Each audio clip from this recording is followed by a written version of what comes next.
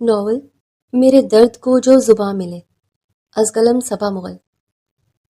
تمہارے بھائی کے بیٹے نے تو حد ہی کر دی آج، طاہر آفندی نے اپنی اہلیہ سے کہا کمرے میں آنے کے بعد۔ کیا مطلب؟ شائستہ بیگم نے کہا۔ دانش سے اس طرح سوال کر کے ریحان نے مجھے حیران کر دیا۔ کیسے لوگ ہیں یہ تمہارے میکے والے؟ 2 دن بھی اپنی بیٹی کو سسرال میں رہنے دینا نہیں چاہتے کہ بس وہ شوہر کے ساتھ اکیلی رہنا شروع کر دے۔ سچ میں افسوس ہوتا ہے تمہارے بھائی کی سوچ پر۔ طاہر آفندی کے لہجے میں حقارت تھی۔ نادر آفندی کو لے کر یہ آج کی بات تو نہیں تھی، وہ تو ایک عرصے سے پسند نہیں کرتے تھے نادر آفندی کو اور نہ ان کی اہلیہ کو۔ پر میرے بھائی نے تو آپ سے کچھ نہیں کہا، نہ یہ بات تو حیران نے دانش سے کہی تھی۔ وہ ہم عمر ہیں، ایک دوسرے سے ایسی باتیں کر سکتے ہیں۔ شائستہ نے ان کو احساس دلانے کی کوشش کی۔ تمہیں کیا لگتا ہے اتنا بے وقوف ہوں میں؟ ہاں، اتنا نہیں سمجھتا یہ سب کچھ نادر نے ہی کہا ہوگا۔ تبھی ریحان نے پوچھا، ورنہ مجھے پتا ہے کہ ریحان کو تو ایسی چیزوں کا خیال ہوتا ہی نہیں ہے۔ طاہر آفندی نے کہا۔ سب سمجھتا ہوں میں۔ طاہر آفندی کا انداز ناگوار گزرا ان کی اہلیہ کے دل پر خود کو سخت کہنے سے روک کر سخت کہنے کے بجائے نرمی سے بولی، آپ ہی کیا باتیں لے کر بیٹھ گئے ہیں؟ پہلے دن ہی اپنا دل خراب کر رہے ہیں بہو کی طرف سے، اس کے گھر والوں کی طرف سے۔ ان کا انداز سمجھانے والا تھا۔ بس رہنے دو، آج تو تمہارے بھائی کی وجہ سے مجھے شدید افسوس ہو رہا ہے۔ یاد رکھو اس طرح کی تو کوئی بات ہم نے کبھی نہیں کی ریما کو لے کر۔ طاہر آفندی جتانا نہ بھولے۔ پلیز طاہر صاحب، شائستہ بیگم نے کہا۔ اسی وقت ان کے دروازے پر نوک ہوا اور سامنے ماہین کو دیکھ کر حیران رہ گئے وہ دونوں۔ طاہر آفندی اور شائستہ بیگم نے سوالیہ نظروں سے ماہین کی طرف دیکھا کیونکہ حیران تھے وہ اس وقت اس کا یہاں آنا۔ پر ماہین نے سنبھل کر کہا، پھپھو میں تو اللہ حافظ کہنے آئی تھی کہ پالر جا رہی ان کے ساتھ۔ ٹھیک ہے بیٹا، اللہ کی امان میں۔ اور ساتھ ہی ساتھ اس نے سر جھکایا ان کے اور انکل کے سامنے، اور دونوں نے اسے دعائیں دی اور وہ کمرے سے باہر نکل آئی۔ اور کمرے سے باہر نکلنے کے بعد اس کا ایک ایک قدم بھاری ہو رہا تھا کیونکہ وہ ان دونوں کی ساری گفتگو سن چکی تھی۔ ماہین کو انتہائی افسوس تھا، کاش وہ نہ سنتی کچھ بھی۔ نہ سنتی تو کم سے کم یہ تو اس پر واضح نہ ہوتا کہ انکل اس کے ماں باپ کی عزت نہیں کرتے۔ ان کے لہجے سے صاف ظاہر ہو رہا تھا کہ وہ کس طرح پھپھو کو ان کے رشتہ داروں کے حوالے سے تانے مارتے ہیں، اور پھپھو کس طرح برداشت کرتی ہیں یہ سب۔ شاید مجھے بھی اسی طرح سب کچھ برداشت کرنا پڑے گا۔ ماہین نے کلس کر سوچا اور وہ باہر آئی تو دانش نے اسے دیکھ کر کہا، کیا ہوا؟ یہ تمہارے چہرے پر 12 کیوں بج رہے ہیں؟ کیا سوچ رہی ہو؟ کچھ نہیں، ماہین نے ضبط سے کہا۔ اس کے چہرے پر اداسی صاف دکھائی دے رہی تھی۔ شانی اپنے بھائی کے برابر ہی کھڑا تھا جس کی نظریں جھکی تھیں۔ ماہین کے سامنے شاید یہ نظریں کبھی اٹھنی ہی نہیں تھی۔ وہ ایک نظر بھی نہ ڈالتا تھا اس پر کہ کہیں دل بغاوت نہ اتر آئے۔ شانی نور سے بولا، تم بھی پالر سے میک اپ کروا لینا۔ نور کے چہرے پر خوشی کے تاثرات آئے، ایسا شانی کے اس طرح کہنے پر، اور اس کی طرف کچھ کیش بڑھایا۔ پر دانش نے اسی وقت اس کا ہاتھ تھام لیا۔ تمہیں دینے کی ضرورت نہیں ہے، میں ان تینوں کی پیمنٹ کر دوں گا۔ دعا تم بھی پالر سے تیار ہو جانا، دانش نے نرم لہجے میں کہا۔ اور دعا تو ویسے ہی خوش ہو گئی کہ وہ محنت سے بچ گئی کیونکہ اسے ویسے بھی میک اپ کرنے کا اتنا ہنر نہیں تھا، اور دانش کے سامنے یوں بھی شانی کچھ کہہ بھی نہیں سکتا تھا، اس لیے وہ خاموشی سے اندر کی طرف بڑھ گیا۔ اسی وقت ماہین اگلی سیٹ پر دانش کے ساتھ بیٹھی تھی اور وہ دونوں پیچھے بیٹھی تھی۔ سارا راستہ خاموشی سے کٹنے لگا۔ کچھ دیر بعد دانش فون پر مصروف ہو گیا۔ ولیمہ رات کے وقت تھا۔ دلہے اور دلہن نے ساتھ انٹری کی جو شاندار انداز میں ہوئی۔ دانش بلیک کمپلیٹ میں اور ماہین سلور گرے میکسی میں بہت خوبصورت لگ رہی تھی۔ آج ڈھونڈنے سے بھی کہیں دانش کے چہرے پر کوفت کا نام و نشان نہیں تھا جو شادی والے دن واضح دکھائی دے رہا تھا۔ اس کے چہرے کا اطمینان دیکھنے لائق تھا۔ ماہین اپنے سارے طوفان اندر دبائے بس خاموشی سے سٹیج پر براجمان رہی۔ دانش نے بہت بڑے بینکویٹ کی بکنگ کرائی تھی، آج وہ سکون سے فوٹو شوٹ بھی کروا رہا تھا، جبکہ شادی والے دن والی بیزاریت اب تک ماہین کو بھولی نہ تھی۔ اس کا وہ انداز ماہین چاہ کر بھی بھول نہیں پا رہی تھی۔ ایسا کیا ہوا ہے جو دانش اتنے بدل گئے ہیں؟ ماہین نے سوچا۔ ایسا ہی کچھ خیال شائستہ بیگم کے دل میں آیا اس کے آج کے رنگ ڈھنگ دیکھ کر۔ خدا خیر کرے، پتہ نہیں کیا سوچ کے بیٹھا ہے۔ میری اولاد ہے پر میری سمجھ سے باہر ہے، شائستہ بیگم نے سوچا تعصب سے۔ وہ چاہ کر بھی کچھ زیادہ نہیں کر پا رہی تھی۔ ماہین کو شدت سے انوشے کی کمی کھٹک رہی تھی، جس کا کل سیمسٹر کا فرسٹ پیپر تھا، اس لیے اس نے سب اوکیزنز میں سہیلی کے ساتھ رہی پر یہاں نہ آ سکی۔ اپنی سہیلی پلس کزن کا ولیمہ نہ اٹینڈ کر سکی۔ باقی سب موجود تھے۔ کچھ دیر پہلے سب فیملی ممبرز نے بھی فوٹو کھنچوائی دلہے دلہن کے ساتھ۔ ماشاءاللہ دونوں ایک ساتھ پیارے لگ رہے ہیں آپی، علیزے نے کہا سعدیہ کو۔ وہ دونوں ساتھ ہی بیٹھی تھی۔ ہاں علیزے، اب میں کچھ مطمئن ہوئی ہوں۔ دانش سنبھال لے گا ماہین کو۔ جانتی ہو لیزے، ماہین میرے سب بچوں میں سب سے زیادہ حساس ہے۔ اتنی حساس ہے کہ اپنے احساسات بھی کسی کے لیے کہہ نہیں پاتی، کیونکہ اسے ڈر لگتا ہے کہ کہیں کوئی بے قدری نہ کر دے اس کے احساسات کی۔ اسی لیے مجھے ہر وقت اس کے لیے دھڑکا لگا رہتا ہے کہ اس کی دل آزاری ہوگی، وہ کسی سے کہہ بھی نہیں پائے گی، وہ سب کچھ اپنے اندر ہی رکھ لے گی۔ اور سب سے زیادہ فرمانبردار بھی ہے میری بیٹی، سعدیہ بیگم نے کہا، اور ان کی نظریں اپنی بیٹی پر جمی ہوئی تھی۔ ہاں یہ تو ہے، باقی ہم بھی ہیں یہاں میں، ماموں کا گھر اس کا مہکا ہی ہے، ماہین آتی جاتی رہے گی، ماں باپ کی کمی محسوس نہ ہونے دیں گے اسے، ہم اتنا پیار دیں گے۔ علیزے نے یہ الفاظ دل سے کہے تھے۔ علیزے اور عمر کی خواہش تھی کہ اس ہیرے یعنی ماہین کو اپنے گھر اور آنگن میں لائن پر لائیں جو خدا کو منظور۔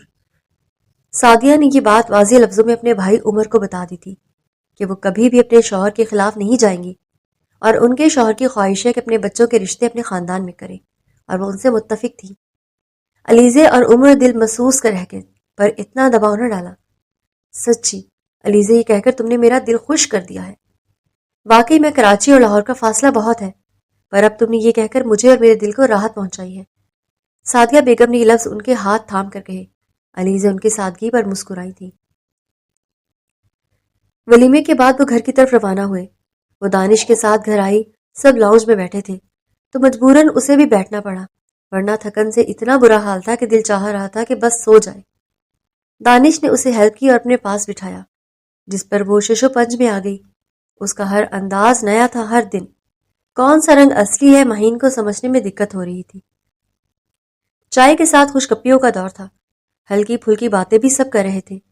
اس دوران زبیر آفندی، جو دانش کا ہم عمر ہی تھا، اس کے بڑے ماموں کا بیٹا لندن سے آیا تھا، خاص اس کی شادی اٹینڈ کرنے آیا تھا۔ اس نے کہا، دانش ہنی مون پر کہاں جانے کا پروگرام ہے؟ لندن ہی آ جاؤ یار، مزہ آئے گا۔ ہنی مون؟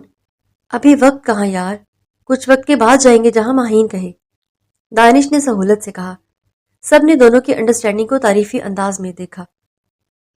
چلو پھر کراچی ہی چلو ہم لوگوں کے ساتھ، تم اور ماہین کچھ دن کے لیے، تم لوگوں کی شادی کی دعوت کرنی ہے سب نے، اس بہانے ہم بھی کر لیں۔ زبیر نے ایک اور آفر کی، اور ویسے بھی نئے شادی شدہ جوڑے کی سب نے دعوت کرنی تھی۔ ہاں دانش چلو یار، ریحان نے بھی کہا۔ وہ تینوں ہم عمر تھے، اس لیے ان کی دوستی بھی گہری تھی، اس لیے ایک دوسرے کو مشورے بھی دیتے تھے۔ دانش سوچ میں پڑ گیا تو زبیر پھر سے بولا، یار میری نیکسٹ ویک واپسی ہے، اس لیے پہلے کراچی آ جا۔ یار ویکینڈ کو آئیں گے انشاءاللہ، میں اور ماہین، پھر کنفرم بتاؤں گا، دانش نے کہا، اور ماہین خاموش بیٹھی چائے کے سپ لے رہی تھی۔ جلدی آنے کی کرنا، زبیر نے کہا۔ اگلے دن سب نے واپس جانا تھا کراچی۔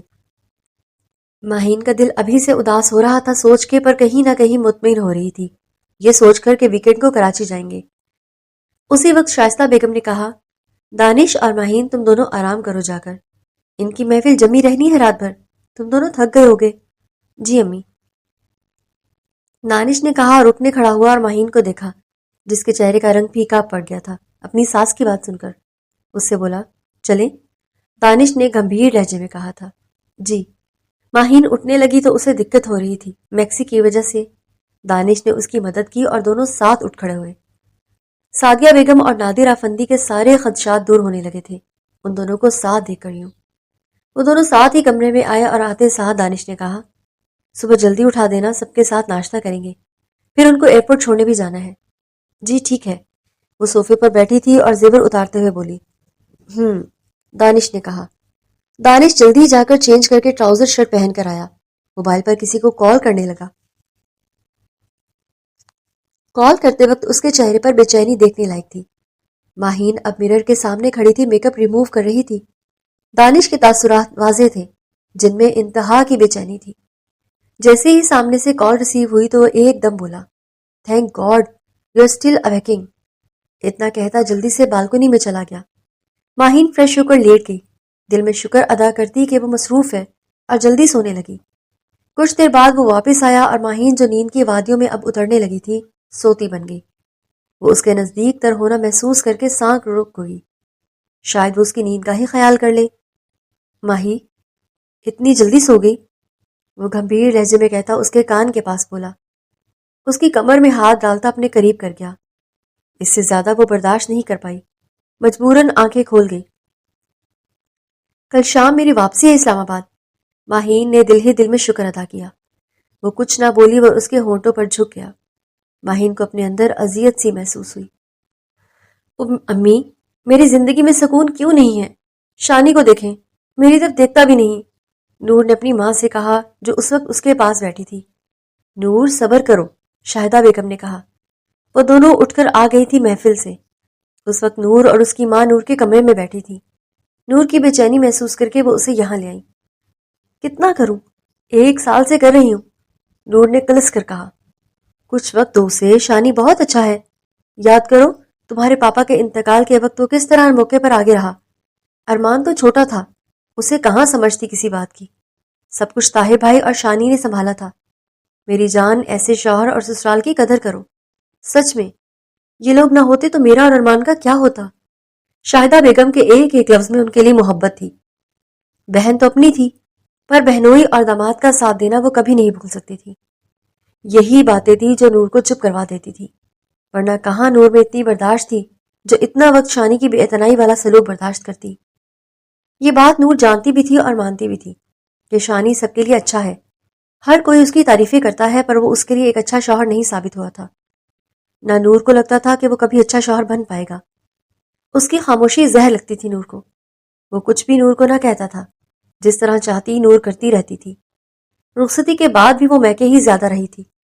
دانش بھائی کی شادی سے 20 دن پہلے اس نے رخ کیا تھا سسرال کا، ورنہ تو وہ زیادہ وقت ماں کے ساتھ رہی تھی. نور کو آج تک افسوس تھا کہ اس کی شادی کی رات ہی اس کے بابا کا انتقال ہو گیا، اور وہ رات ہمیشہ کے لیے نور اور شانی کے بیچ میں ادھوری ہی رہ گئی. پھر اپنی مرضی سے نور نے اپنی ماں کی عدت تک میکے میں رہنا پریفر کیا، تو شانی نے بھی اس پہ کوئی دباؤ نہیں ڈالا کہ وہ آ کر سسرال میں رہے. پھر شانی کو اپنی کمپنی کی طرف 6 مہینے کے لیے جرمنی جانا پڑا، تو نور اور زیادہ اداس ہو گئی. یوں شانی اور نور کے بیچ ایک خلا رہ گیا تھا، جسے نور نہ پار کر پا رہی تھی، نہ شانی نے کوئی کوشش کی. وہ تمہارا ہے نور، اور تمہارا ہی رہے گا، اس کی ماں نے اسے سمجھایا. کیا کہوں امی، وہ مجھے پا کر بھی نہیں ملا، وہ میرا نہیں ہے. نور نے سوچا پر ماں سے کہہ نہ سکی. کچھ دیر بعد نوک ہوا تو شانی اندر آیا. نور کی امی اٹھنے لگی تو شانی نے کہا، خالہ امی آپ ٹھہر جائیں آج رات، کیونکہ ارمان تیمور کے روم میں سو گیا ہے باتیں کرتے، اور مجھے مناسب نہیں لگتا کہ رات کے اس پہر اس کی نیند خراب کریں، اور اسے جگا کر آپ لوگ گاڑی میں اس طرح جائیں گے، یہ سیف نہیں ہے کسی کے لیے بھی. آپ یہیں سو جائیں، میں تیمور کے کمرے میں جا رہا ہوں. شانی نے مناسب الفاظ میں انہیں سمجھایا. ارے نہیں بیٹا، میں کہیں اور جگہ دیکھ لیتی ہوں، دعا کے کمرے میں. یہ ارمان بھی نا کتنی دفعہ کہا ہے کہ نیند آ رہی ہو تو بتا دے، تاکہ جلدی سے اپنے گھر چلے جائیں، اور جہاں دیکھو وہاں پڑا سو جاتا ہے. وہ چڑ کر بولی اور انہیں ارمان کی اسی لاپرواہی کا انداز زہر لگتا تھا. ارے خالہ امی آپ کیوں خفا ہو رہی ہیں؟ ارمان ابھی چھوٹا ہے، اتنی سمجھ نہیں ہے اسے. کوئی بات نہیں، یہ بھی آپ کا اپنا گھر ہے، اور میں بھی آپ کا بیٹا ہوں، اس لیے آپ نور کے پاس سو جائیں، میں ان لوگوں کے پاس جا کر سو جاتا ہوں. شانی پیار سے بولا.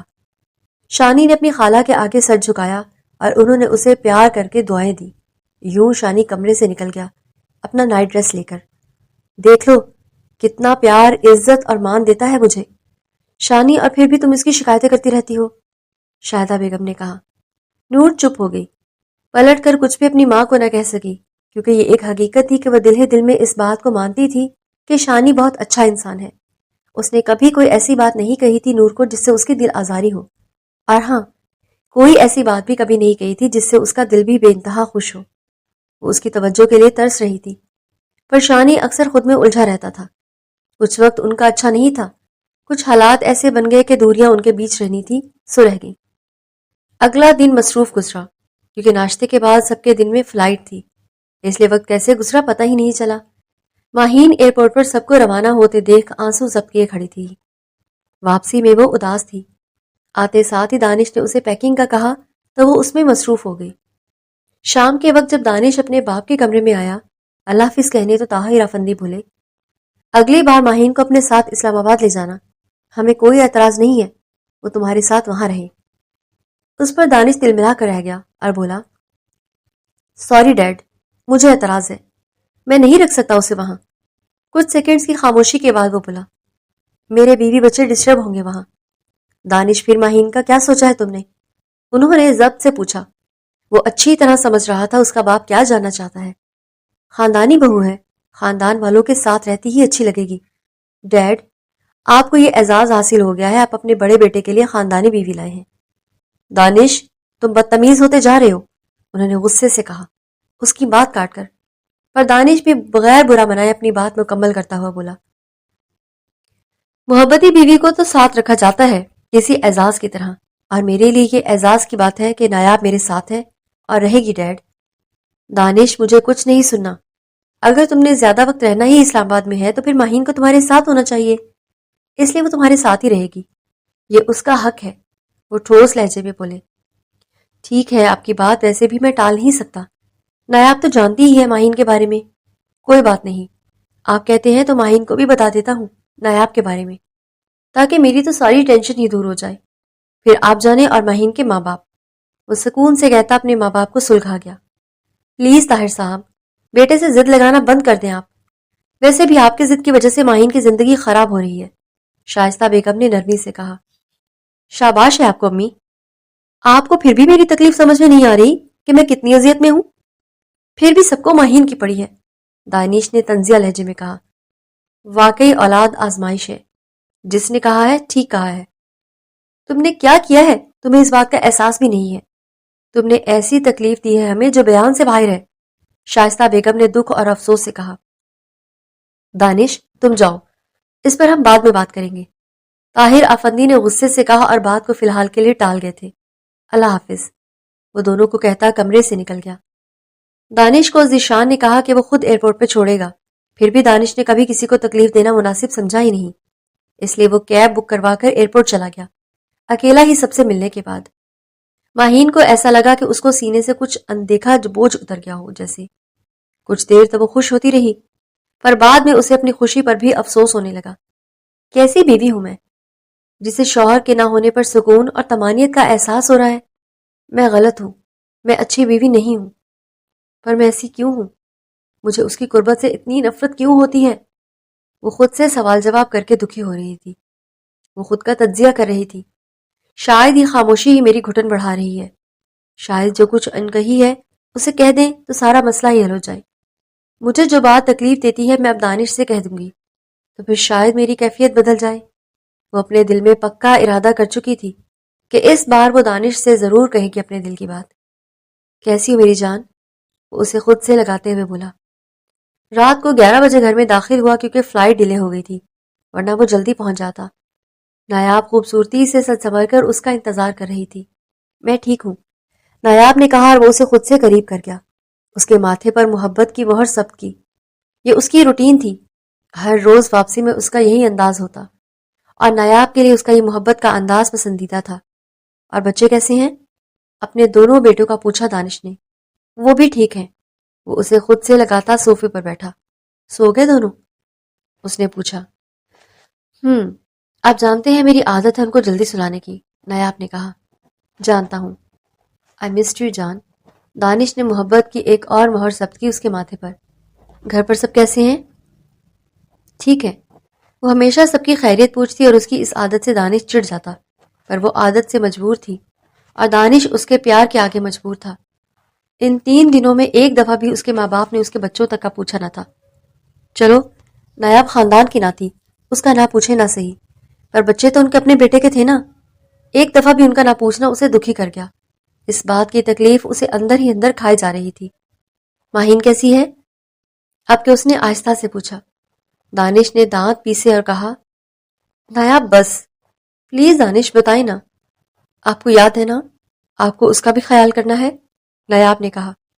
پلیز نایاب ایسی باتیں نہ کرو، مجھے بے سکون نہ کرو، اس کا نام لے کر میرا موڈ خراب ہو جاتا ہے۔ وہ آپ کی پہلی بیوی ہے اور میری ذمہ داری بھی۔ بس کرو یار، تم ہماری بات کرو۔ بتاؤ کتنا یاد کیا مجھے ان دنوں؟ اپنی اور ہماری بات کرو۔ میں کسی تیسرے وجود کا ذکر برداشت نہیں کروں گا ہمارے بیچ۔ وہ اسے خود میں بھینچ چکا تھا۔ نایاب کی آنکھ سے آنسو بہہ نکلے۔ نایاب کی یہی معصومیت اسے دیوانہ بنائے رکھتی تھی۔ دانش اتنا پیار کرتے ہیں مجھ سے؟ نایاب اس کے سینے سے لگی پوچھ رہی تھی۔ وہ اس کو اس بات سے ہٹانے کے لیے بولی۔ وہ اس کے سب انداز سے واقفیت رکھتی تھی۔ خود سے بھی زیادہ میری جان۔ دانش کے لہجے میں چاشنی تھی، مٹھاس تھی۔ کتنا زیادہ؟ وہ اس کی ناک سے اپنی ناک رگڑتی ہوئی دھیمے لہجے میں پوچھ رہی تھی۔ وہ یوں ہی اس سے ناز نخرے کرتی رہی اور دانش بھی اس کی ناک سے اپنی ناک رگڑتا ہوا بولا، بہت زیادہ۔ تم تھک جاؤ گی میرے پیار سے، میں نہیں تھکوں گا تمہیں پیار کرنے سے۔ اتنی محبت ہے تم سے، میرے لیے اتنا پیار، اور ماہین کے لیے؟ نایاب نے بے ساختہ پوچھا۔ شاید کہیں نہ کہیں ماہین اس کے حواسوں پر سوار ضرور تھی، کیونکہ شوہر کی محبت بڑھ جانے کا خطرہ ہو تو بے اعتباری آ ہی جاتی ہے۔ نفرت بے ساختہ دانش کی زبان سے نکلا، جس پر نایاب بھی چونکی تھی۔ کیا کہا آپ نے؟ وہ اس کا جملہ اچک کر بولی۔ کچھ نہیں ہے میرے پاس اسے دینے کے لیے۔ آئندہ ہمارے پیار کے بیچ میں اس کا ذکر کرنے کی تمہیں ضرورت نہیں ہے نایاب، ورنہ میں تم سے ناراض ہو جاؤں گا۔ اب کے تھوڑے سخت لہجے میں سرزنش کی دانش نے۔ دانش سوری، احتیاط کروں گی۔ پر وہ اس کے لفظوں کو سوچنے لگی۔ دانش نے بس اتنا ہی تاثر دیا۔ اسے اندازہ ہو چکا تھا کہ اب وقتاً فوقتاً ماہین نامہ اس گھر میں بھی چلنا ہے۔ میں کھانا لگاتی ہوں، اب فریش ہو جائیں، کپڑے ہینگ کر دی ہیں، نایاب نے کہا۔ ٹھیک ہے، دانش نے کہا اور اٹھ ہوا فریش ہونے کے لیے۔ شائستہ بیگم اور دعا ماہین کا بہت خیال رکھنے لگی تھی۔ ماہین کو تنہائی نہ محسوس ہو اس لیے روز دعا اس کے پاس سونے آتی تھی، اس سے باتیں کرتی، ہر وقت اسے کمپنی دینے کی کوشش کرتی۔ ماہین کو اپنی معصوم سی یہ کزن بہت پیاری تھی۔ دعا نے ویسے ہی اسے ایک ٹاپک کے ریلیٹڈ پوچھا تو ماہین اسے کانسیپٹ بتانے لگی، تو دعا حیران رہ گئی۔ پڑھائی میں اس کی ہیلپ مانگی تو ماہین نے اسے پڑھانا شروع کیا۔ دعا سافٹ ویئر انجینئرنگ کے فرسٹ ایئر میں تھی۔ جبکہ ماہین اسے سمجھا رہی تھی تو وہ حیرت سے اسے دیکھ رہی تھی۔ دعا تم اس طرح کیوں میری طرف دیکھ رہی ہو؟ ماہین نے حیرت سے پوچھا۔ بھابی میری سمجھ میں نہیں آ رہا کہ آپ تو بزنس پڑھی ہوئی ہے نا، پھر کمپیوٹر کی اتنی نالج آپ کو کیسے ہے؟ اس کی حیرت پر ماہین مسکرائی اور بولی، ڈیئر تم لوگوں نے کمپیوٹر کو سبجیکٹ سمجھا ہے، جبکہ میرے لیے کمپیوٹر تو ایک ہابی ہے اور میں نے اسی وجہ سے سب کچھ سیکھا ہے۔ میرا انٹرسٹ تھا تو فارغ اوقات میں اپنی پڑھائی کے علاوہ کچھ وقت اسے بھی دے دیتی تھی۔ کمپیوٹر میرا شوق ہے۔ دعا کی آنکھوں میں اس کے لیے ستائش ہی ستائش تھی۔ دعا کے چہرے پر معصومیت اور لہجے میں ایکسائٹمنٹ بھر کر بولی، واو بھابی، مجھے یقین نہیں آ رہا۔ ریئلی آئی ایم امپریسڈ، یہ آپ ہیں؟ سچ میں اس بار دانش بھائی آئیں گے تو ان کو بتاؤں گی، کیا جینیس بیوی ملی ہے ان کو۔ دعا یہ حرکت مت کرنا، مجھے اچھا نہیں لگتا یہ سب، ماہین نے جلدی سے کہا۔ پتہ نہیں کیوں وہ نہیں چاہتی تھی کہ دانش کو یہ پتہ چلے۔ ارے بھابی آپ اتنی جینیس ہو، پتہ تو چلنا چاہیے نا۔ سچ میں بھائی امپریس ہوں گے، دعا کے یقین سے کہا، پھر اب کے ماہین سختی سے ٹوکتی ہوئی بولی، مجھے اچھا نہیں لگتا، بس وعدہ کرو کہ تم ایسی کوئی بات ان سے نہیں کرو گی، ورنہ میں نہیں پڑھانے والی تم کو۔ ماہین نے آخری لفظ شرارتی انداز میں کہے۔ ایز یو وش بھابی، میں اتنا اچھا موقع نہیں گنوا سکتی، پلیز مجھے پڑھا دیا کریں۔ دعا نے کاندھے اچکائے بولی تھی۔ اوکے ڈیئر، جتنا ہو سکا بالکل پڑھاؤں گی۔ ماہین نے اسے یقین دہانی کروائی۔ یاہو، لو یو بھابی، وہ اس کے گلے لگ گئی۔ یہ دونوں مسکرائی اور ان کے روم کے پاس سے گزرتے ہوئے نور نے ان دونوں کی گفتگو سنی تو حیرت میں آ گئی۔ کیسی بے وقوف لڑکی ہے جو خود کی قابلیت اپنے شوہر کو بتانا نہیں چاہتی۔ یوں ہی کوئی اسے جینیس نہیں کہتا، پکا کتابی کیڑا ہے، نور نے کلس کر سوچا۔ اب ہنسنا بند کرو دعا، چلو شاباش ٹاپک پر آؤ۔ دعا کے ہر انداز میں خوشی کا عنصر تھا۔ اوکے مائی جینیس بھابی، دعا نے آنکھیں بڑی کرتے ہوئے کہا۔ وہ اپنے ہر انداز سے ظاہر کر رہی تھی کہ وہ کتنا امپریس ہوئی ہے ماہین سے۔ دعا چپ کرو، مجھے ایسے مخاطب نہ کرو، ورنہ سچ میں تم کو پڑھا نہیں پاؤں گی۔ اب کے صحیح سے ماہین نے سرزنش کی تھی۔ ارے sorry, come to the topic. وہ لیپ ٹاپ ان کے سامنے کر گئی۔ ماہین پھر پڑھانا شروع ہو گئی اور نور سر جھٹک کر آگے بڑھ گئی۔ ماہین کے دل میں سکون سا اترا، کم از کم ایک طرح سے اس کا ٹائم پاس ہونے لگا تھا، دعا کی وجہ سے، ورنہ وہ بیزار ہونے لگی تھی اکیلی تنہا 2 دن بیٹھ کر۔ ابھی تو وہ فارغ تھی اور پتہ نہیں کب تک فارغ رہنا تھا۔ طاہر صاحب گھر کی عورتوں کی جاب کے خلاف تھے، جبکہ دانش کیا سوچتا ہے اس بارے میں ماہین کو موقع ہی نہیں ملا تھا اس سے بات کرے، وہ اس کی رائے جان سکے۔ پر ماہین نے سوچ لیا تھا کہ اگر جاب الاؤ نہ کیا تو وہ آن لائن کرے گی، پر فارغ گھر بیٹھ کر ضائع نہیں کرے گی خود کو۔ پر سب سے ضروری تھا دانش سے بات کرنا، جس کے لیے وہ خود کو ذہنی طور پر تیار کر چکی تھی۔ کل شام کی فلائٹ سے لاہور جانا ہے۔ رات کے اگلے پہر نایاب دانش کے سینے پر سر رکھے ہوئے تھی جب وہ اس کے بالوں میں انگلیاں چلاتے ہوئے بتانے لگا۔ دانش کی عادت تھی کہ وہ اسے ہر بات بتایا کرتا تھا تاکہ نایاب کا اعتماد اس پر سے کبھی نہ ٹوٹے۔ اچھا، پھر واپسی کب کی ہے؟ نایاب نے پوچھا۔ یار فی الحال کچھ کہہ نہیں سکتا، کراچی بھی جانا ہے، دانش نے بتایا۔ ماہین کو لے کر جائیں گے؟ نایاب کا لہجہ سرسری تھا۔ مجبوری ہے یار، دانش نے بیزار کن لہجے میں کہا۔ سمجھتی ہوں، ایسے نہ کہے ماہین کے لیے، نایاب نے نرمی سے کہا۔ وہ ہنوز اس کے سینے پر سر رکھے ہوئے تھی۔ شادی کی دعوت پر سب انسسٹ کر رہے ہیں، پھر زبیر نے بھی چلے جانا ہے لندن واپس، اس سے ملنا بھی ضروری ہے۔ دانش نے تفصیل بتائی، اس کی بات کو اگنور کر گیا۔ صحیح ہے، پھر بھی کچھ اندازہ ہے کب تک واپسی ہوگی؟ نایاب نے پوچھا کچھ لمحوں کی خاموشی کے بعد۔ یوں خیریت؟ کہیں جیلسی تو نہیں ہونے لگی ابھی سے؟ دانش نے پوچھا، آنکھوں میں شرارت واضح تھی۔ ایسا کچھ نہیں ہے، سنی کی ویکسین کی ڈیٹ ہے، ساتھ چلنا ہے آپ کو، نایاب نے جتایا۔ کب ویکسین کی ڈیٹ ہے؟ دانش نے پوچھا۔ ویڈنسڈے کو۔ تب تک آ جاؤں گا، ڈونٹ وری میری جان، بچوں کے ہر معاملے میں مجھے تمہارے ساتھ رہنا ہے، یاد ہے مجھے تمہاری یہ ڈیمانڈ۔ دانش اب اس کا ہاتھ اپنے ہونٹوں سے چھوتا ہوا بولا تھا۔ ان دونوں کا یہی انداز تھا باتیں کرنے کا۔ تھینک یو دانش، مجھے سمجھنے کے لیے۔ نایاب کے لہجے میں محبت ہی محبت تھی۔ میں تو ہمیشہ تمہاری سنتا بھی ہوں اور سمجھتا بھی ہوں، پر تم اپنے لیے کم ڈیمانڈ کرتی ہو، تم بچوں کو لے کر زیادہ پوزیسو ہو، دانش نے پیار سے شکوہ کیا۔ یہ تو ہے، بچوں کے کسی معاملے میں ذرا سی کوتاہی برداشت نہیں کروں گی، اس نے کہا۔ اس کے لہجے میں دھونس کی آمیزش تھی۔ پکی پوزیسو مدر ہو، کاش تھوڑی سی پوزیسو بیوی بھی ہوتی تو کم از کم میرا کچھ فائدہ ہی ہو جاتا۔ وہ اس کا اشارہ اچھی طرح سمجھ رہی تھی۔ دانش کی پہلی شادی دل سے ایکسپٹ کرنے کے ہی اس کی زندگی میں شامل ہوئی تھی نایاب، اس لیے خود سے کیا عہد وہ آج تک نبھا رہی تھی۔ نایاب کو وہ وقت نہیں بھولی تھی جب وہ اس کی محبت سے دستبردار ہونے کو تیار تھا، کیونکہ وہ اپنے ماں باپ کے دباؤ میں آ کر ماہین کے لیے ہاں کر چکا تھا۔ وہ اپنے نکاح کا بتا کر نایاب سے معذرت کر چکا تھا کہ محبت نہیں نبھا سکتا۔ وہ دور بھی ایک اذیت بھرا دور تھا جو نایاب بھول نہیں سکتی کبھی۔ ماہین اور دانش کا نکاح ہو چکا تھا، جس کے 1 مہینے کے بعد پھر اچانک نایاب کے ماں باپ کا ایکسیڈنٹ ہونا اور اس میں ان کا گزر جانا نایاب کی زندگی کا سب سے مشکل وقت تھا، جب وہ بالکل تنہا ہو گئی تھی، کیونکہ اس کی صرف ایک ہی بڑی بہن تھی جو دبئی میں رہتی تھی شادی کے بعد۔ رشتہ داروں میں ایسا کوئی نہ تھا جو نایاب کو اپنی سرپرستی میں لے لیتا۔ چچا تھے نہیں، ایک پھپھو تھی جس کے اپنے مسئلے، ایک ماموں تھا تو وہ بھی نہ 3 میں نہ 13 میں، مڈل کلاس فیملی تھی، اضافی وہ بھی لڑکی کی ذمہ داری کون لے، کل کو شادی کے خرچے کون کرے اس مہنگائی کے دور میں۔ اس لیے ایسے وقت میں دانش خود کو روک نہ پایا، دوبارہ ملنے لگا نایاب سے۔ پھر نایاب کی بڑی بہن نے خود ہی سارے معاملات طے کر لیے دانش سے، اور دبئی جانے سے پہلے اپنے چند رشتہ داروں کی موجودگی میں سادگی سے نکاح پڑھا کر بہن کو رخصت کر دیا۔ دانش نے کچھ بھی لینے سے انکار کر دیا تھا، پھر بھی نایاب کی بڑی بہن نتاشا نے 5 لاکھ بطور گفٹ دیے، اور ساتھ ہی ساتھ ایک چھوٹا سا فلیٹ تھا جو کل پراپرٹی تھی ان دونوں بہنوں کی، وہ کرائے پر دے دیا، جس کا رینٹ آج بھی نایاب کو ملتا تھا۔ نتاشا نے اپنا حصہ نہ لیا۔ اسی وقت دانش کے موبائل پر بپ کی آواز کے ساتھ کئی میسیجز ایک ساتھ آئے تو نایاب اپنے خیالوں سے واپس آئی۔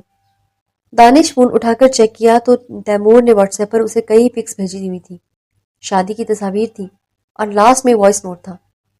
نایاب کا سر اس کے سینے پر تھا، وہ مکمل سیدھی ہو کر اس پر لیٹ گئی کچھ دیر پہلے ہی۔ اسے جلدی سے دانش نے اسکرین بند کرنے لگا۔ اسے تیمور کی ان حرکتوں پر غصہ آتا تھا، پر بلا کا ڈھیٹ تھا، پھر بھی دونوں بڑے بھائیوں سے شرارت کرنے سے باز نہ آتا تھا۔ دانش دکھائیں نا پلیز، مجھے دیکھنا ہے، سچ میں یہ کام تیمور نے زبردست کیا ہے، مجھے دیکھنی تھی آپ کی دلہن، نایاب نے اشتیاق سے کہا۔ پاگل ہو، تکلیف ہوگی تمہیں، دانش کے لہجے میں اس کے لیے فکر تھی۔ مجھے دیکھنی ہے، وہ ضدی ہوئی۔ چھوڑو پلیز، وہ بولا۔ دانش مجھے دیکھنی ہے بس، اب کہ وہ ضدی انداز میں بولی۔ پھر واقعی زبردستی موبائل لے کر دیکھنے لگی۔ ماشاءاللہ اب بہت اچھے لگ رہے ہیں، اور ماہین بھی بہت پیاری لگ رہی ہے آپ کے ساتھ، دیکھے تو صحیح۔ چھوڑو، مجھے کوئی دلچسپی نہیں ہے۔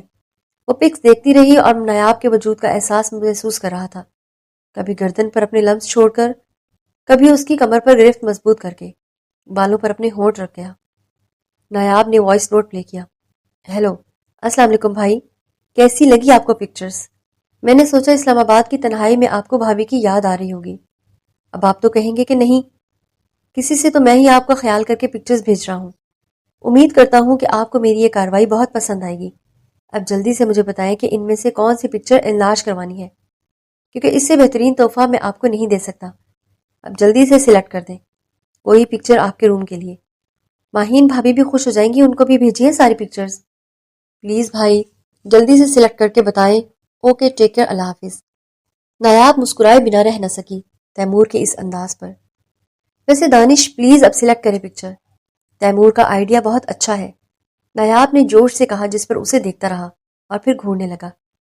نایاب بت بنی تصویریں سلیکٹ کرتی رہی۔ چھوڑو، یہ فضول کے چونچلے ہیں، وہ چڑ کر بولا۔ دانش اتنے پیار سے بھائی کہہ رہا ہے، چلے نہ سلیکٹ کرتے ہیں تصویریں، نایاب نے انسسٹ کیا۔ نایاب خدا کا واسطہ ہے، بخش دو میری جان، دانش نے چڑ کر کہا۔ نایاب ہنوز بے نیاز ہو کر اپنی کارروائی میں مشغول تھی۔ اچھا ٹھیک ہے، آپ سے کچھ نہیں کہتی، میں سلیکٹ کر کے بھیج رہی ہوں، جو دل میں آئے تمہیں وہ کرو، دانش چڑ کر بولا۔ پھر وہ اس کے سینے پر سر رکھے ہوئے ہی تصویریں سلیکٹ کرتی رہی اور ساتھ ہی ساتھ اسے بتا رہی تھی، جس پر دانش اسے کوئی رسپانس نہیں کر رہا تھا۔ پھر بھی وہ بولی، چلے دانش ایک وائس کر دیں تیمور کو کہ جو تصویر یہ رائٹ پہ لگایا ہے نا، وہ تصویر سینٹر میں انلارج کر کے لگائے، اور پھر سائڈ پہ یہ چھوٹی چھوٹی تصویریں لگا دیں، باقی جو میں نے سلیکٹ کر کے بھیجی ہیں۔ جانتے ہیں آج کل کا لیٹسٹ ٹرینڈ یہی چل رہا ہے، نایاب نے ایکسائٹمنٹ میں کہا۔ میں کوئی وائس نہیں کر رہا، تم خود ہی سمجھاؤ، لکھو، ٹائپ کر کے لکھو۔ دانش کے لہجے میں بیزاریت تھی، اب کہ وہ اسے انسسٹ کرتی ہوئی بولی، پلیز دانش، تکلیف ہوگی نا مجھے اتنا سارا ٹائپ کرنے میں اور سمجھانے میں، شاید اسے صحیح سمجھ بھی نہیں آئے۔ اب میں تو وائس کرنے سے رہی، بہتر ہے تم وائس کر دو نا پلیز۔ اوکے کر دوں گا، دانش نے کہا۔ پھر واقعی نایاب اپنی منوا کر ہی مانی اور پھر جا کر موبائل سائڈ پر رکھا اور کچھ دیر کے بعد بولی، دانش ماہین تو بہت کم عمر ہے نا؟ نایاب نے کچھ سوچ کر کہا۔ نایاب تم بہت نایاب ہو میرے لیے اور تا عمر رہو گی، ایسے سوال کر کے کیوں تکلیف دیتی ہو خود کو بھی اور مجھے بھی؟ دانش اس کا چہرہ اپنی طرف موڑا، ابھی وہ اس پر ہی تھا اور اب انداز بدل گیا تھا۔ دانش مجھے کوئی تکلیف نہیں ہے، مجھے لگتا ہے ماہین کے ساتھ میں نے زیادتی کی ہے۔ نایاب نے اپنے دل کی کیفیت واضح کی۔ تم نے کچھ نہیں کیا، یہ سب ہمارے پیرنٹس کے غلط فیصلوں کا نتیجہ ہے، اس کی ذمہ دار کم از کم تم نہیں ہو سکتی۔ الٹا مجھے گلٹ رہتا ہے کہ تمہیں تکلیف دے رہا ہوں، کس تکلیف سے تم برداشت کر رہی ہوگی تم یہ سب۔ اس کے ہر انداز میں نایاب کے لیے محبت ہی محبت تھی، جس پر نایاب سرشار رہتی تھی۔ تھینکس دانش، مجھے سمجھنے کے لیے۔ جانتے ہیں آپ سے جڑا ہر رشتہ میرے دل کے قریب تر ہے، آپ کو کیوں ایسا لگتا ہے کہ مجھے جلن ہوگی ماہین سے؟ نایاب کے ایسا کہنے پر دانش کو شرارت سوجھی، وہ بولا، اچھا تو پھر کیا خیال ہے، میں ماہین کو بھی یہیں اسلام آباد لے کر آ جاتا ہوں اور پھر کیسا لگے گا تمہیں؟ اچھی بات ہے نا، گھر نہیں اکھاڑا بن جائے گا یہ۔ دانش، نایاب نے کہا۔ کیا دانش، ایسی باتیں کرو گی تو ایسے ہی جواب پاؤ گی تم۔ مجھے ماہین سے کوئی پرابلم نہیں ہے، اسے مجھ سے ہو ایسا ہو سکتا ہے۔ نایاب کے لہجے میں اداسی تھی۔ ہاں، سب تمہاری طرح معصوم ہی نہیں ہوتے، ماہین کو بلکہ مت لینا، وہ انتہا کی ضدی اور خود سر ہے۔ جس دن اسے ہماری شادی کا پتہ چلا اس دن اصل ہنگامہ ہوگا، پورا گھر سر پر اٹھا لے گی وہ، دانش نے یقین سے کہا۔ ایسا کیوں کہہ رہے ہیں؟ نایاب نے فکر سے کہا۔ میں جانتا ہوں کہ پورا خاندان اسے سپورٹ کرے گا، ڈرو اس وقت سے۔ آخری لفظوں پر اس کا انداز شرارتی تھا۔ آپ کو اتنا یقین ہے کہ ایسا ہوگا؟ نایاب نے پوچھا۔ نایاب ایسا ہی ہوگا، کیونکہ میرے ماں باپ کو میں بتا چکا ہوں کہ سب تمہارے اور بچوں کے بارے میں، اور جانتی ہو ان کو تمہاری تو پرواہ نہیں، بلکہ انہیں میرے بچوں میں بھی کوئی دلچسپی نہیں ہے۔ اگر پرواہ ہے تو صرف ماہین کی، اپنی بیٹی کی، اس لیے مجھے ان سے کوئی بھی امید نہیں ہے کہ وہ کبھی ایکسیپٹ کریں گے اس شادی کو۔ اس لیے اگر ان کا سپورٹ ماہین کی طرف ہے تو یاد رکھنا، دانش صرف تمہارا ہے اور تمہارا سپورٹ سسٹم میں ہوں۔ صرف تمہارا دانش۔ اس کے ہونٹوں پر اپنا لمس چھوڑتا ہوا بولا۔ اس کا والہانہ پن نایاب کو سرشار اور مطمئن رکھتا تھا۔ بس ایک وعدہ کریں کہ آپ کبھی بھی کسی کے دباؤ میں آ کر مجھے چھوڑنے کا سوچیں گے بھی نہیں۔ نایاب نے اس کا ہاتھ تھام کر بولی۔ پاگل ہو تم؟ اگر تمہیں چھوڑنا ہوتا تو کیا اتنا آگے اس رشتے میں تمہارے ساتھ بڑھتا؟ یہ وہم اور وسوسے اپنے دل سے نکال دو۔ جب تک میری زندگی ہے آخری سانس تک میں اس رشتے کو نبھاتا رہوں گا اور تمہیں کبھی کہیں پر بھی تنہا نہیں چھوڑوں گا۔ ہر وقت ہر معاملے میں تمہارے ساتھ رہوں گا۔ اتنا کہہ کر دانش اسے اپنی آغوش میں محبت کی وادی میں اتر گیا، جہاں صرف وہ دونوں تھے اور ان کی محبت۔ اگلے دن رات کو وہ لاہور میں تھا۔ ڈائننگ پر بیٹھا سب کے ساتھ ڈنر کر رہا تھا۔ سربراہی کرسی پر طاہر صاحب بیٹھے تھے۔ ڈیڈ کل کراچی جا رہے ہیں، میں اور ماہین۔ دانش کا لہجہ سرسری تھا۔ اچھا ٹھیک ہے، انہوں نے کہا۔ شانی تم اور نور بھی جاؤ، آخر تم دونوں کی بھی دعوت سب کرنا چاہتے ہیں، طاہر افندی نے کہا۔ پاپا میرے آفس والوں نے سنڈے کو دعوت رکھی ہے، میں نہیں جا سکتا کراچی فی الحال۔ ہاں پہلے اگر کوئی ایسا اظہار کرتے سب تو پھر بھی سوچتے، اب اچانک کہ ان کو خیال آیا ہے تو میں کیا کروں، میرے اپنے کچھ پلانز ہیں۔ ذیشان نے سادہ الفاظ میں اپنی بات کہی۔ نور کو افسوس ہوا، ان کی شادی اس طرح فضول ہو کر رہ جائے گی تو کبھی ایمرجنسی رخصتی نہ ہونے دیتی۔ کاش گیا وقت واپس آ سکتا، اس نے دکھ اور تعصب سے سوچا۔ کسی سے شکوہ بھی نہیں کر سکتی ان سب باتوں کا، کیونکہ سب اس کے بابا کی مرضی سے ہوا تھا۔ دانش ماہین کو چینج کرنے کا کہہ کر خود بالکنی میں آ گیا۔ اس وقت اسے کچھ دیر نایاب سے بات کرنی تھی۔ تقریباً 20 منٹ بعد وہ واپس آیا تو ماہین اسی حال میں بیٹھی تھی جیسی وہ چھوڑ گیا تھا۔ کیا ہوا؟ تم نے چینج کیوں نہیں کیا؟ وہ ماہین کی طرف دیکھتا ہوا بولا۔ وہ مجھے کچھ کہنا تھا آپ سے، اپنی ہچکچاہٹ پر قابو پاتے ہوئے ماہین بولی تھی۔ کہو۔ دانش کے چہرے پر فکر مندی کے آثار تھے۔ مجھ سے برداشت نہیں ہوتی آپ کی غربت۔ ماہین نے اتنا ہی کہہ کر لمحے بھر کو چپ ہوئی، شاید حیا آڑے آئی۔ اس سے پہلے کہ وہ کچھ کہتی، دانش نے تیز آواز میں پوچھا، کیا مطلب ہے تمہاری اس بات کا؟ کوئی شوہر اپنی بیوی کے ساتھ ایسا سلوک نہیں کرتا جس طرح کا آپ کرتے ہیں۔ میں لباس ہوں آپ کا؟ آپ کی قربت مجھے معتبر نہیں کرتی، بلکہ میرے اندر درد بڑھا دیتی ہے۔ مجھے درد ہوتا ہے۔ ایسا کوئی شوہر اپنی بیوی سے سلوک نہیں کرتا۔ مجھے ان نشانوں سے وحشت ہوتی ہے جو آپ… وہ جملہ مکمل ہی نہیں کر پائی تھی کیونکہ وہ قہر بھری نظروں سے اسے گھور رہا تھا۔ اس کی آنکھوں سے نکلتے شعلے لگ رہا تھا کہ اسے بھسم کر دیں گے۔ وہ اچانک اس کا بازو دبوچ کر وہ غراتا ہوا بولا، اور تم کتنے شوہروں کی بیوی رہ چکی ہو جو یہ بات کر رہی ہو؟ اتنے یقین سے کہہ رہی ہو؟ کس کی قربت نے تمہیں معتبر کیا ہے جو میری قربت تم سے برداشت نہیں ہو رہی؟ اور کیسے یہ کہا تم نے کہ میرے انداز میں کچھ غلط ہے؟ دانش کے لفظ نہیں آگ کی برسات تھی جس نے اسے حیران کر دیا۔ دانش؟ وہ چیخ کر بولی۔ ماہین کا انداز شدت لیے ہوئے تھا۔ سمجھ نہیں آیا کہ لمحوں میں یہ سب کیسے ہو گیا۔ وہ کیا کہہ رہی تھی اور وہ کیا سمجھ کر کیا الزام لگا رہا تھا؟ اور اس کا شوہر ایسا کرے گا یہ تو اس نے سوچا بھی نہیں تھا۔ وہ کوئی غیر تو نہیں تھی، اس کی اپنی کزن تھی، سگا رشتہ تھا، پھر بھی اتنے تذلیل کر گیا۔ کیسے؟ ماہین کو امید ہی نہیں تھی کہ دانش اتنی گھٹیا بات کہے گا اس سے۔ کیا دانش؟ میں تو سوال کروں گا ہی، کیونکہ تم نے مجھے خود شک میں ڈالا ہے، میری بے عزتی کی ہے۔ تمہارے لیے تو شوہر کی محبت کا انداز وہی ہونا چاہیے جو میں تمہارے ساتھ رویہ رکھوں، کیونکہ میرے حساب سے میں ہی پہلا مرد ہوں تمہاری زندگی میں آنے والا۔ دانش کا لہجہ طنزیہ تھا، جبکہ ماہین کی آنکھیں بے بسی سے بھر آئی تھیں، اور وہ بے پرواہ بنا کھڑا تھا۔ Shut up! Shut up! چپ کر جائے خدا کے لیے! وہ زور دے کر بولی، کانوں پر ہاتھ رکھ گئی۔ اس کے الفاظ اسے ذبح کر رہے تھے، تلوار سے تیز دھار تھی اس کے لفظوں کی۔ ماہین کے حواسوں نے کام کرنا بند کر دیا تھا۔ وہ جو بولنے پر آتی کسی کو بھی چپ کروا دیتی تھی۔ آج ایسا لگ رہا تھا کہ اس کے لفظ اپنی موت آپ مرنے لگے ہیں۔ اسے اپنا اعتماد ریزہ ریزہ ہوتا نظر آیا تھا۔ اتنا غصہ کیوں کر رہی ہو؟ سچ ہی کہہ رہا ہوں۔ دانش پھر بھی باز نہ آیا تھا کہنے سے۔ میرا کردار اتنا بے اعتبار ہے جو اتنی گھٹیا بات کی آپ نے؟ وہ ہمت جمع کرتی صرف اتنا ہی کہہ سکی۔ تم نے مجھے مجبور کیا ہے سب پوچھنے پر۔ دانش کا اب بھی وہی انداز تھا، نڈر اور بے رحم سا۔ ماہین کو سمجھ ہی نہیں آ رہا تھا کیا سے کیا ہو گیا۔ اس کے وہم و گمان میں بھی نہ تھا کہ اس کے شوہر پہ یہ الزام لگائے گا، اتنی گھٹیا بات کہے گا بھی۔ وہ سسک اٹھی، آنسو رکنے کا نام ہی نہیں لے رہے تھے۔ اسے تو لگا کہ وہ نرمی سے اپنا نظریہ سمجھائے گی تو دانش کی سمجھ میں آ جائے گا، پر وہ تو پتہ نہیں کہاں کی بات کہاں لے کر چلا گیا تھا، اور اس مقام پر اسے کھڑا کر دیا تھا جہاں سے وہ کچھ کہنے کے قابل ہی نہیں رہی تھی، صرف اپنا درد آنسوؤں کی صورت میں کہہ پا رہی تھی۔ نڈھال سی ہو کر زمین پر بیٹھ چکی تھی۔ رونے کی بات نہیں ہے ماہین، پر سچ میں مجھے افسوس ہے کہ تمہاری کہی بات پر۔ اس کا مطلب صاف ہے کہ تم شادی شدہ بہن بھائیوں سہیلیوں سے ان کے روم کی باتیں سننا اور کرنا پسند کرتی ہو، تبھی اس طرح کے سوال کرنے کی ہمت کی تم نے اپنے شوہر سے۔ شاید کسی نے تم کو بتایا نہیں، پر ہر شوہر کا اپنا انداز ہوتا ہے۔ دانش کا یہ وار ماہین کو مکمل توڑ گیا۔ وہ تڑپ تڑپ کر رو پڑی اور روتے ہوئے بولی، پلیز دانش، آپ کو خدا کا واسطہ ہے چپ کر جائیں، یوں میری تذلیل نہ کریں، خدا را یوں نہ کرے پلیز۔ زمین پر بیٹھی وہ رو رہی تھی۔ دانش اٹھا، اسے زمین سے اٹھایا۔ وہ اس کا ہاتھ نہ جھٹک سکی، بلکہ وہ بے حس بنی رہی، بالکل بے جان گڑیا کی طرح۔ اپنے قریب بٹھایا۔ دانش نے اسے اور اس کے آنسو پوچھنے لگا۔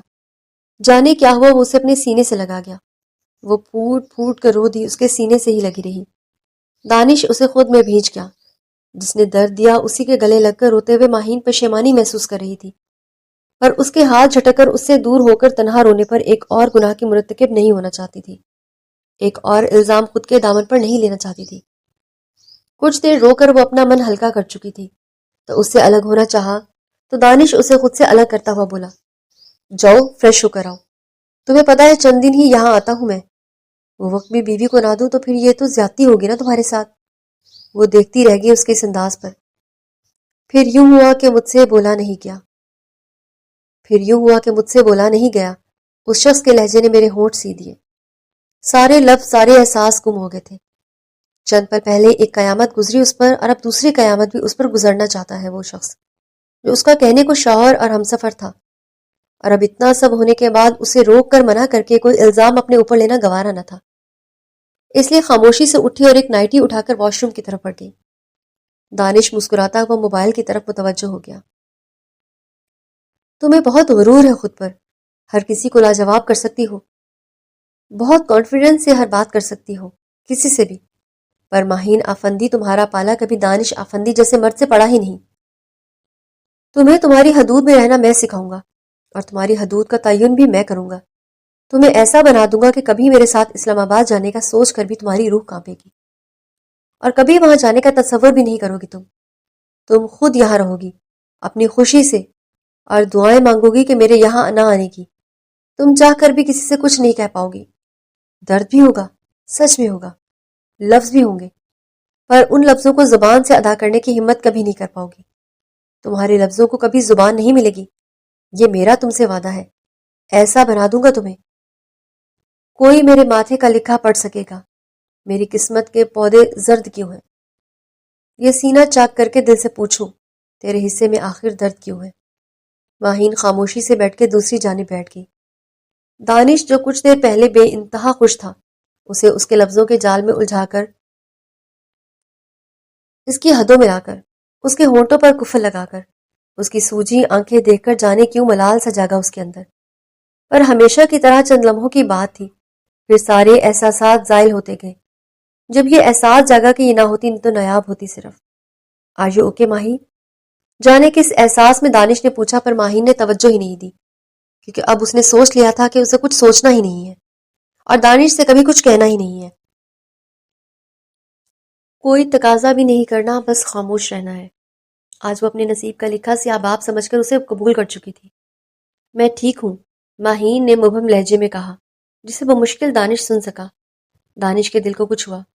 تم آرام کرو، کل کراچی چلنا ہے ہمیں، دانش نے نرم لہجے میں کہا، پر ماہین نے سنا تو صرف اتنا کہ وہ اسے اجازت دے چکا ہے کہ وہ سو سکتی ہے۔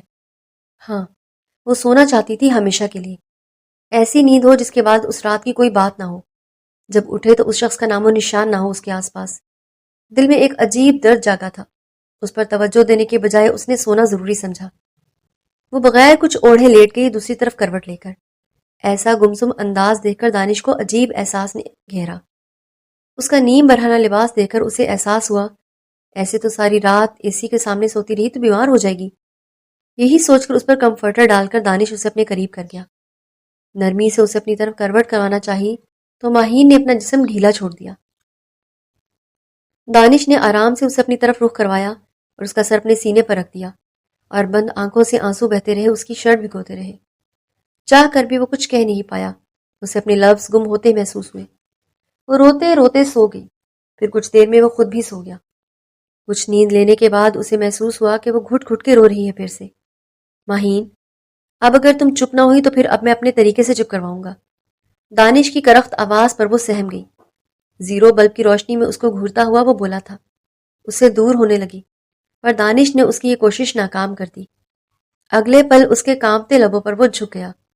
ماہین کا وجود، پھر طلب اور ملکیت کا احساس، اور پھر گہری رات کا عالم، اس کا رونا اسے ایک اور مشکل میں ڈال ہی چکا تھا۔ اس کے وجود کو سمیٹنے کی بجائے وہ بکھیر چکا تھا۔ اسے بخار ہے، کراچی جانے کی ضرورت نہیں ہے، شائستہ بیگم نے کہا۔ وہ ماہین کے بالوں میں تیل لگا چکی تھی، کیونکہ وہ یہی مانتی تھی کہ اس سے بخار دماغ تک نہیں جاتا۔ اب پٹیاں بھی رکھ رہی تھی۔ پلیز امی، ہمارا جانا ضروری ہے، 2 پیناڈول لو، تم چل سکتی ہو، کچھ نہیں ہوتا، دانش نے چڑ کر کہا، پہلے لفظ شائستہ سے اور آخری لفظ ماہین سے۔ دانش، تمہارا دماغ خراب ہو گیا ہے، دیکھ نہیں رہے منہ کیسا ہو گیا بچی کا، شائستہ نے پیار سے سمجھایا۔ ماہین ہنوز خاموش رہی۔ ماں بیٹے کی بحث صبح سے چل رہی تھی۔ دانش کمرے سے نکل گیا پیر پٹک کر۔ کچھ دیر بعد وہ ڈاکٹر کے ساتھ آیا، جس نے 2 انجیکشن لگائے اور کہا، انشاءاللہ کل تک بخار اتر جائے گا۔ پھر دانش خود ہی انہیں چھوڑنے گیا۔ شائستہ بیگم اور دعا مسلسل اس کے پاس بیٹھی رہی۔ نور بھی اس کے لیے سوپ بنا کر لائی، اور وہاں کراچی سے کال کا سلسلہ بھی چل رہا تھا۔ سب کو فکر ہو رہی تھی، سارا پروگرام خراب ہو چکا تھا۔ فلائٹ کینسل کروانی پڑی اسے، جس پر اس کا موڈ خراب دیکھنے کے لائق تھا۔ پھر منڈے کی صبح کو ان کی فلائٹ کنفرم ہوئی تو دانش نے پہلے اس سے پوچھ لیا تھا کہ وہ اب ٹھیک ہے، کراچی چل سکتی ہے یا نہیں، ورنہ وہ واپس لاہور چلا جائے، جس پر ماہین نے اسے کہا کہ وہ جانا چاہتی ہے کراچی اور اب ٹھیک ہے۔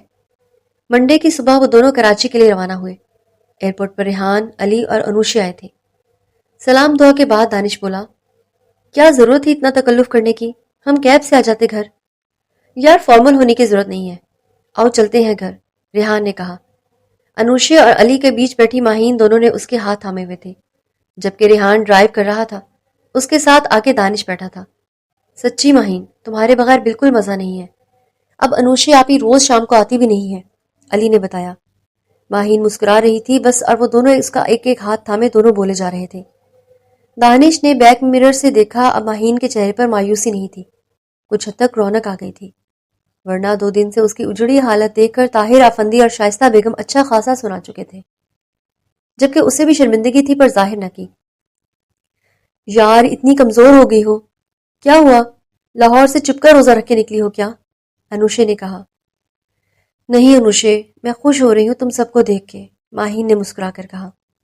یار ہم تم کو سننے کو ترس گئے ہیں، انوشے بولی۔ اچھا بابا بول رہی ہوں، ماہین نے کہا۔ پھر یوں ہی باتوں باتوں میں سفر گزر گیا اور گھر پہنچ گئے۔ سب نے ان دونوں کا ویلکم کیا۔ آج سارا خاندان یہاں اکٹھا ہوا تھا، ان دونوں کے اعزاز میں یہ دعوت کی گئی تھی۔ سعدیہ بیگم کے پاس بیٹھی وہ اسے خود سے لگائے کافی دیر پیار کرتی رہی۔ سارے اپنوں کے بیچ تھی وہ اور بے انتہا خوش تھی۔ سب کی سینٹر آف اٹریکشن وہ دونوں ہی تھے۔ بہترین ماحول میں لنچ کھایا گیا۔ دانش زبیر اور ریحان کے ساتھ بیٹھے اپنی باتوں میں مصروف تھے۔ ماہین طیبہ انوشے کے ساتھ بیٹھی تھی، اور یوں وقت گزرنے کا پتہ ہی نہیں چلا۔ رات میں ان کا ڈنر باہر تھا، جو دانش کے کسی دوست نے رکھا تھا۔ بہت چالاک ہو دانش، ہم نے سوچا ہمارے لیے آئے ہو، زبیر نے کہا، پر یہاں آفیشیل ڈنر بھی تھا تو سوچا کہ وہ بھی اٹینڈ کر لوں، دانش نے سہولت سے کہا۔ ماہین میرے کپڑے نکال دو، دانش کے کہنے پر وہ اٹھی اسی وقت۔ صبر کرو، چائے تو ختم کرو، طیبہ نے کہا۔ بس کپڑے نکال کے آؤں، پھر فریش بھی کرنے پڑیں گے، ماسی چلی گئی تو مسئلہ ہوگا، ماہین نے جلدی سے کہا۔ ماہین ملازمہ کو دینے کی ضرورت نہیں ہے، تم خود جا کر دیکھو، اس طرح ضرورت ہو تو ریما سے کہو، وہ کر دے گی۔ دانش کے اس طرح کہنے پر وہ شدید شرمندگی سے دوچار ہوئی۔ جی بھائی میں کر دیتی ہوں، ریما نے جلدی سے کہا۔ نہیں بھابھی میں کر لوں گی۔ وہ اپنے کمرے کی طرف بڑھ گئی جہاں ان دونوں کا سامان رکھا تھا۔ انوشا اس کے پیچھے ہی آ گئی۔ وہ کپڑے نکال کر خود استری کر کے دانش کو بلایا۔ تبھی دانش نے کہا، تم بھی ریڈی ہو جاؤ، ساتھ چلو۔ اس کے لہجے میں بیزاریت تھی، ایسا لگ رہا تھا سب نے اسے اچھا خاصا زج کیا ہوگا کہ ماہین کو لے کر جا رہا ہوگا یا نہیں۔ پھر اس نے بھی تنگ آ کر سوچا کہ لے ہی جاتا ہوں، ورنہ عدالت لگ جائے گی فضول میں۔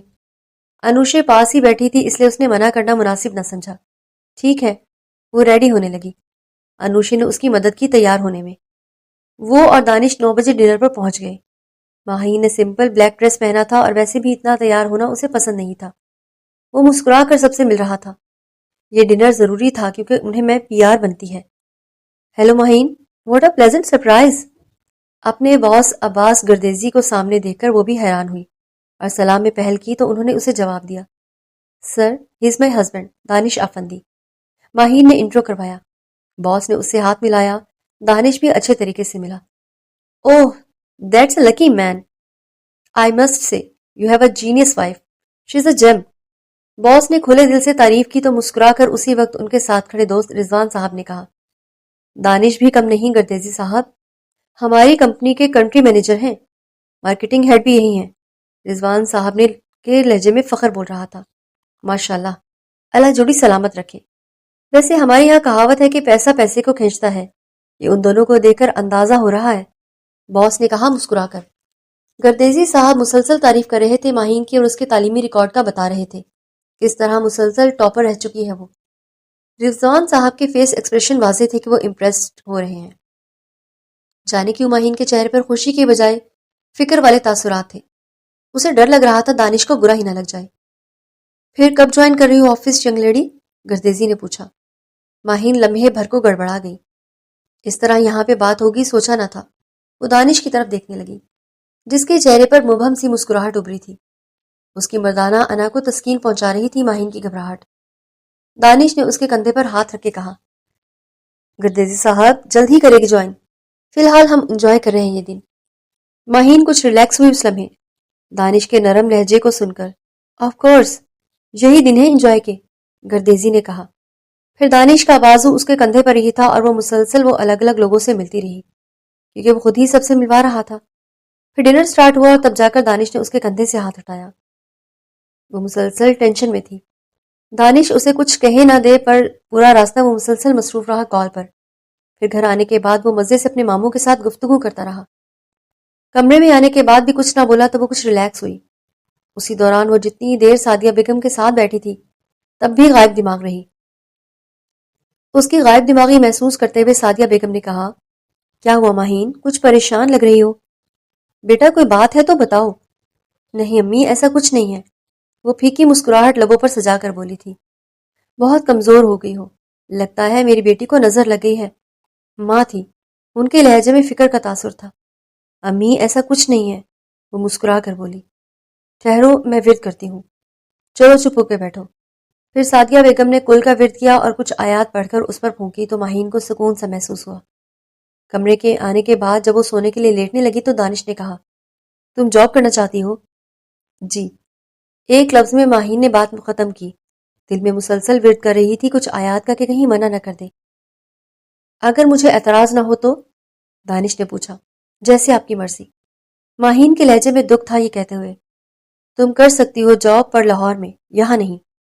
دانش نے اتنا کہا اور اس کے موبائل پر کال آنا شروع ہوئی تو وہ اس کا جواب سنے بغیر وہاں سے چلا گیا، جبکہ ماہین کے چہرے پر خوشی کے تاثرات ابھرے اور وہ خوشی خوشی لیٹ گئی۔ شادی کے بعد پہلی دفعہ کسی بات پر وہ خوش ہوئی تھی۔ سوری جان، میری آنکھ لگ گئی تھی بچوں کو سلاتے ہوئے۔ نایاب نے سلام دعا کے بعد پہلا جملہ یہی کہا، اٹس اوکے، کیسی ہو تم؟ بچے ٹھیک ہیں؟ وہ گھر کے بیک کی طرف آ گیا کیونکہ یہاں روم کے ساتھ بالکنی نہیں تھی۔ ہم ٹھیک ہے سب۔ آپ نے فون کیا کراچی سے؟ ویسے تو نہیں کرتے، سب خیریت؟ نایاب نے حیرت سے پوچھا۔ ہاں یار، ایکچولی ایک پرابلم تھی، دانش نے فکر سے کہا۔ ہاں دانش کہیں، میں سن رہی ہوں۔ نایاب کو فکر ہوئی، جانے کیا ہوا؟ یار ویکسین سنی کی 1-2 دن ڈیلے ہو جائے تو کوئی ایشو تو نہیں ہے نا؟ کیونکہ میرا یہاں رہنا بھی ضروری ہے، کیونکہ ہم آئے ہی منڈے کو ہیں۔ دانش کے لہجے میں بچوں کے لیے فکر محسوس کر کے نایاب کو اچھا لگا کہ اتنی مصروفیات میں دانش کو نہیں بھولا تھا۔ اٹس اوکے، میں چلی جاؤں گی ملازمہ اور ڈرائیور کے ساتھ، کیونکہ دونوں بچے چھوٹے تھے، کسی ایک کو بھی گھر چھوڑ کر جانا وہ افورڈ نہیں کر سکتی تھی۔ اٹس ناٹ اوکے، میں جمعے کے روز آ جاؤں گا، دانش نے کہا۔ پلیز دانش، میں کر لوں گی۔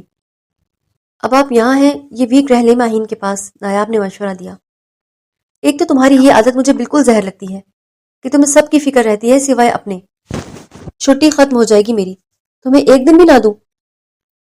دانش کے لہجے میں پیار اور احساس دونوں تھے نایاب کے لیے۔ میرے پاس ہی ہوتے ہیں آپ، فی الحال وہاں سب کو وقت دیں، نایاب نے کہا تو وہ مسکرائے بنا نہ رہ سکا۔ جائیں آرام کریں، بہت لیٹ ہو گئے ہیں، فضول میں کوئی آپ کو دیکھے گا تو مسئلہ ہوگا۔ نایاب جلدی سے بولی۔ اوکے، اللہ حافظ، ٹیک کیئر۔ وہ جلدی سے کہہ کر کال کٹ کر گیا۔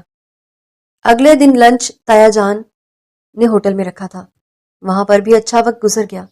دعوتوں کا سلسلہ شروع ہو چکا تھا۔ ان کا اگلے دن دعوت رات میں انوشے کے گھر تھی، یعنی کہ دانش کے چھوٹے ماموں اور ماہین کے چاچو۔ دانش زبیر کے ساتھ کہیں باہر چلا گیا تو ماہین کو انوشے کے گھر ڈراپ کر گیا۔ انوشے چہک رہی تھی ماہین کو دیکھ کر۔ دونوں سہیلیوں کو اب جا کر سکون سے تنہائی میسر ہوئی تھی۔ شام کا وقت تھا، چاچی ابھی آرام کر رہی تھی تو وہ دونوں سیدھا انوشے کے روم میں آ گئی۔ یار ماہین، تھوڑا ریلیکس ہو جاؤ۔ اس کا اشارہ زیور کی طرف تھا جو اسے خاندان کی دعوتوں پر پہننا پڑ رہا تھا۔ بھاری جوڑا دیکھ کر انوشے کو الجھن ہو رہی تھی۔ یار میں ٹھیک ہوں ایسے ہی، بس لیٹ ہو رہی نا تو یہی بس بہت ہے۔ اس کے بیڈ پر لیٹ گئی سینڈل اتار کر۔ ماہین کا جسم تھکن سے چور تھا، اس لیے بھرپور انگڑائی لے کر لیٹ گئی۔ انوشے مسکرائی۔ یار میرا کوئی لائٹ ڈریس نکال دوں، تم ریلیکس ہو جاؤ، تمہارا بھاری جوڑا مجھے الجھن کر رہا ہے۔ انوشے اس کی ایسے ہی فکر کرتی تھی اور یوں ہی ہلکان ہوتی تھی اس کے لیے۔ چلو میں ہیلپ کرتی ہوں، انوشے نے کہا اور اس کا دوپٹہ جو پن کیا ہوا تھا اس کی پنس کھولنے لگی۔ نہیں انوشے چھوڑو، میں ٹھیک ہوں۔ ماہین نے روکا۔ کیا ہے ماہین، میں کر رہی ہوں نا۔ وہ بیڈ سے ٹیک لگا کر بیٹھ گئی۔ میں خود ہی کر رہی ہوں، چھوڑو، پاگل ہو تم، ماہین نے چڑھ کر کہا تو انوشے کھسک کر اس سے فاصلہ بنا کر بیٹھ گئی۔ وہ دوپٹہ اتار کر ایئرنگز اتارنے لگی۔ ہیوی سیٹ بھی اتار کر پرس میں رکھ دیا۔ اب خوش؟ ماہین نے کہا۔ ہاں صحیح ہے، سچ میں شادی کے سائیڈ ایفیکٹس مجھے بڑے زہر لگتے ہیں، ہیوی جیولری، ہیوی چیزیں پہننا، خاص کر کپڑے۔ انوشے کے انداز پر ماہین مسکرائے بنا رہ نہ سکی۔ ماہین یہ کیسے نشان ہیں؟ اچانک انوشے نے پوچھا اور اس کی نظر نیک بون کے تھوڑا نیچے گہرے نشان پر پڑی تو پوچھے بنا نہ رہ سکی۔ کچھ نہیں، شاید الرجی ہوئی ہے، ماہین نے نظریں چرا کر کہا۔ انوشے کو غور کرنے پر احساس ہوا اور ابھی نشان تھے اور وہ ہلکے ہو گئے تھے۔ بھاری جوڑے کا تھوڑا گلا بھی گہرا تھا تو ساتھ ہی ڈھیلا بھی تھا۔ اوپر سے ہیوی سیٹ اتارنے کے بعد کافی کچھ واضح ہوا غور کرنے پر۔ ماہین ادھر دیکھو، یہ سب کرتے ہیں دانش بھائی؟ انوشے نے غصے سے پوچھا۔ چپ کرو، کنسیلر دو مجھے ابھی۔ ماہین نے اس کی بات اگنور کی اور اپنی کہی۔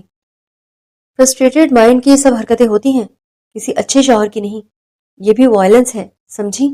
انوشے نے چڑ کر کہا۔ تمہیں یہ سب کیسے پتا ہوگا؟ تمہارا کون سا شوہر ہے؟ ہر شوہر کا اپنا انداز ہوتا ہے، ماہین نے جلدی سے کہا۔ جیسی اسے سمجھا رہی ہو ایسا ہوتا ہے۔ ماہین کیا بکواس کر رہی ہو؟ ہر بات کی خبر کے لیے اس کا سورس شوہر نہیں ہوتا، یہ سک مائنڈ کے لوگ ہوتے ہیں، تم تو سمجھدار ہو، ایسے کیسے برداشت کر رہی ہو؟ انوشے نے سمجھایا۔ Anushay, mind your business, don't interfere in this please.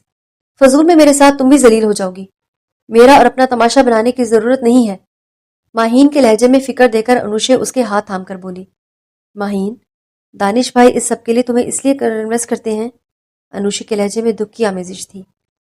اس سے پہلے ماہین کچھ کہتی، دروازہ کھلا اور دونوں ایک ساتھ چونکی تھی۔